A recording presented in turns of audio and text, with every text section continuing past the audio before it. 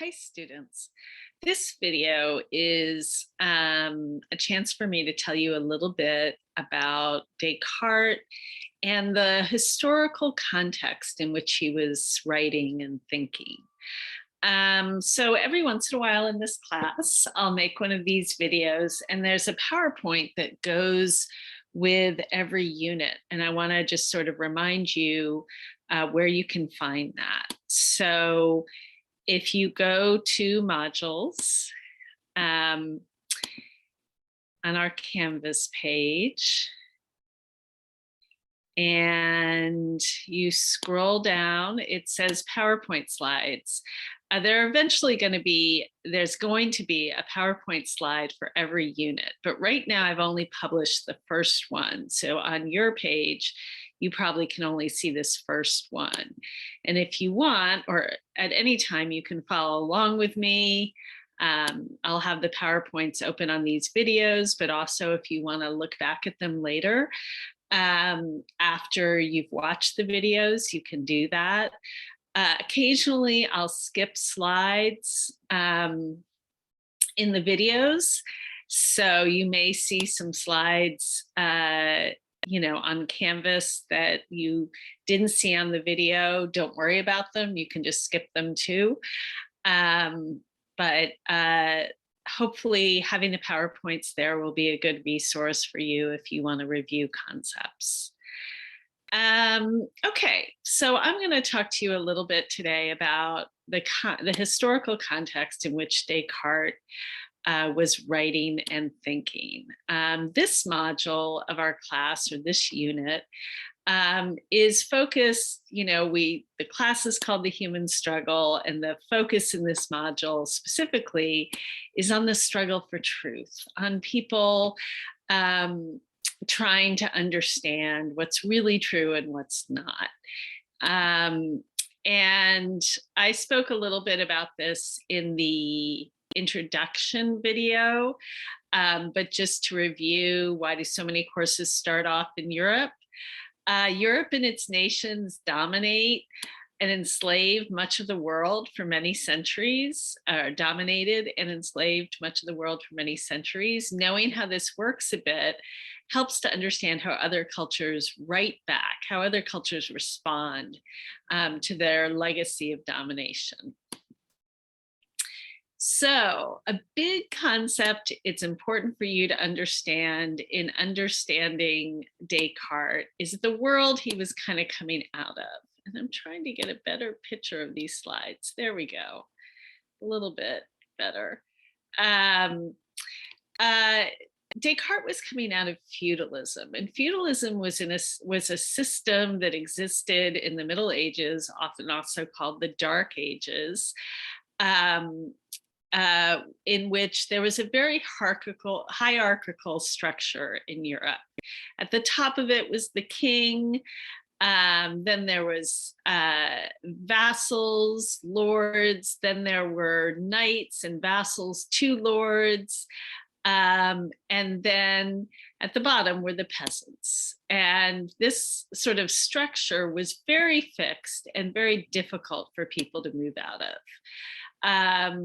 Even though we're focusing on Europe, there was a similar system in Japan. Feudalism in Europe and feudalism in Japan had different names for the different levels of the hierarchy, but essentially they were very similar systems. So a few important characteristics of feudalism to keep in mind is the idea of the divine right of kings, which means that people at the time of feudalism believed that, the king was chosen by God and had sort of a direct line to God. And so what the king believes or thinks is what God basically thinks or believes. So God has chosen that king. And therefore, that what the king believes is what's right, and you don't question that.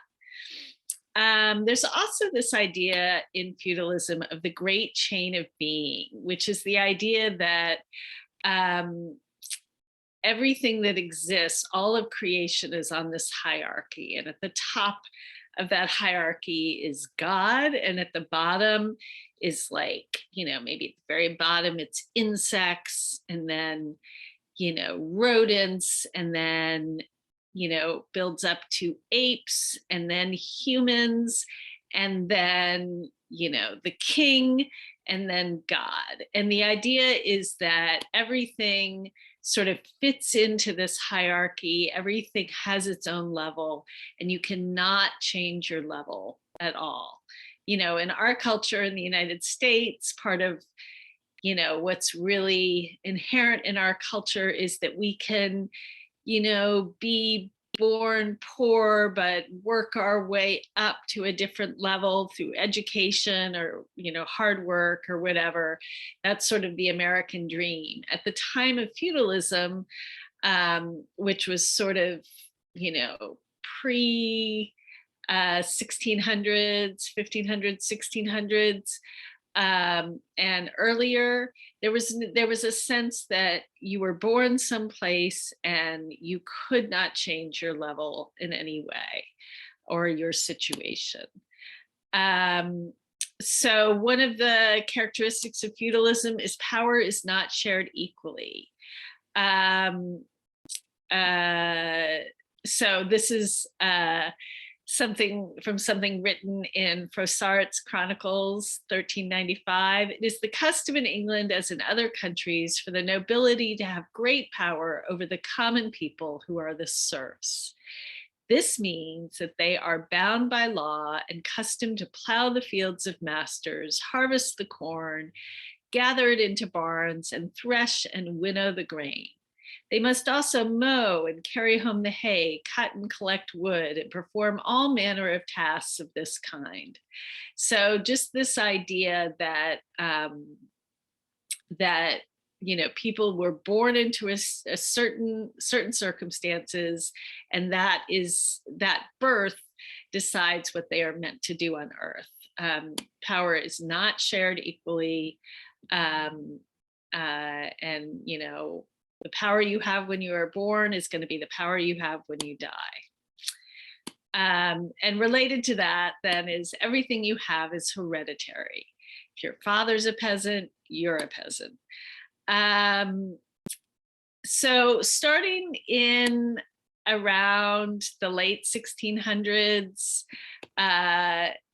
feudalism starts to decline. And there are a few reasons for that. One is the Crusades, Christian missionaries traveling all over Europe to try to convert people to Christianity, created a lot of travel. And when people started to travel, they started to see other ways of living. And that always sort of upsets the balance of power a little bit. There's more trade and towns grow. So if you're trading with other cultures and towns are growing, you might be able to, collect spices in another country and sell them and have your own business and become a merchant. And then so there's the rise of the merchant class, and then you might have some power that you would not have inherited in feudalism. So that starts to challenge the structure of feudalism. There is also, interestingly enough, as we think about today, the Black Death and the bubonic plague from 1350 to 1450. And that causes peasants to move away from the country into towns because many parts of the country were just decimated by this plague. So a lot of peasants were able to kind of break free and get freedom in town.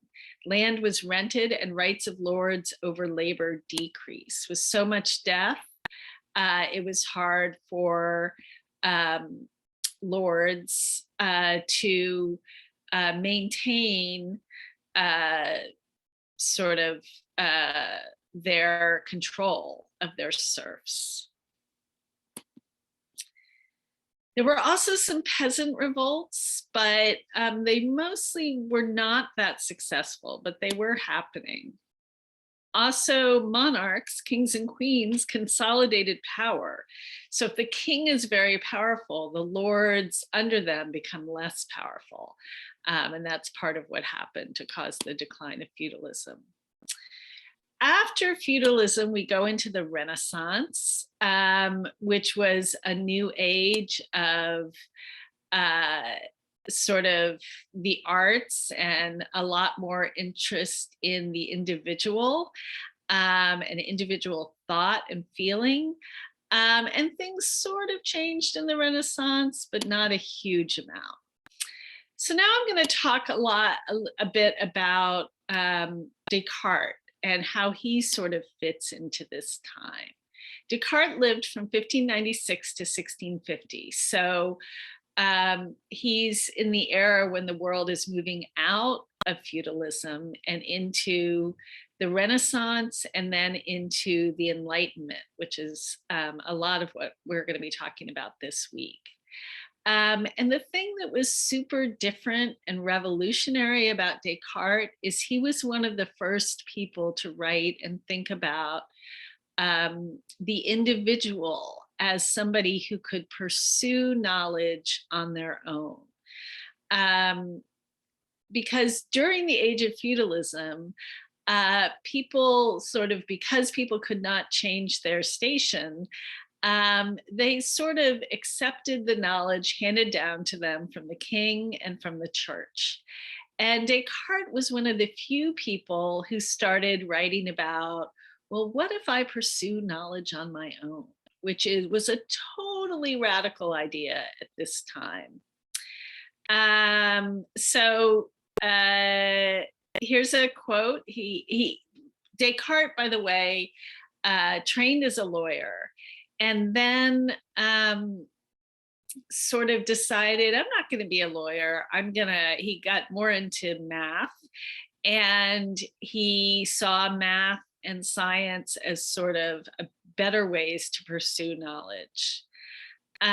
He says, I entirely abandoned the study of letters, resolving to seek no knowledge other than that of which could be found in myself, or else in the great book of the world. I spent the rest of my youth traveling, visiting courts and armies, mixing with people of diverse temperaments and ranks, gathering various experiences, testing myself in the situations which fortune offered me, and at all times reflecting upon whatever came my way so as to derive some profit from it.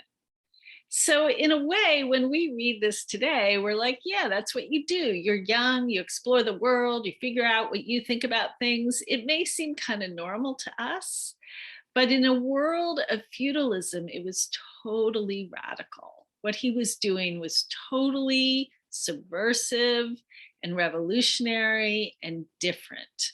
So I think it's important as we read Descartes and we read about how he's figuring out things that we understand that he's coming out of a world where people were not encouraged to figure out things. There was no point to figure out things. If you're born a peasant, you die a peasant.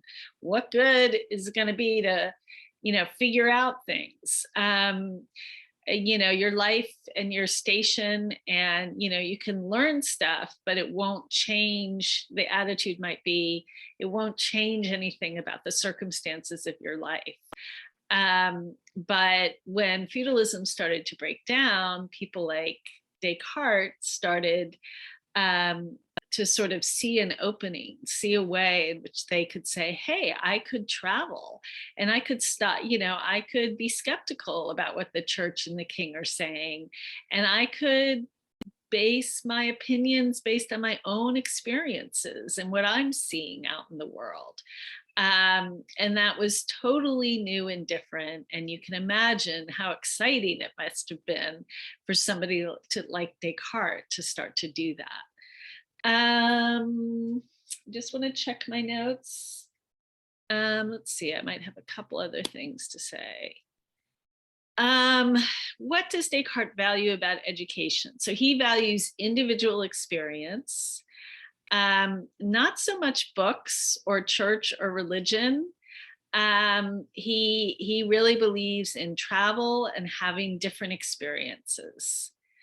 And some key takeaways from I Think Therefore I Am, which we're going to be talking about talking about this week. Descartes is seeking the true method of arriving at the knowledge of everything. But this is a challenge because all of the ideas about everything are all mixed up. All the good stuff needs to be filtered out from the bad apples. This is the job of the philosopher. This is his task. This is what he's interested in. He says most text theorists don't instruct us, but actually just summarize what we know, or they are too neutral rather than teaching us about them. They aren't opinionated enough or are too abstract and not practical. So Descartes decides to look at all of the rules and come up with just 4 he can use to apply as basic principles for coming up with a knowledge base of everything, not just logic. We talked about that a little in the first video, or in the Think Aloud video. So overall, he encourages that philosophical work be done from an Archimedean point. And that just means from the big picture. Look at everything together. Look at problems or issues from a broad perspective and do a big survey of issues. You don't leave anything out. That was important to him. And figuring this all out makes Descartes feel powerful, like he can tackle any problem. He starts to talk about metaphysical meditations in paragraph 8. Perception is unreliable. What we can deduce from our minds rather than what we think or feel is what's important. He keeps using the phrase in contact, which means in society or life in general. It seems like we have to follow opinions that we know are actually very uncertain because it's part of social convention.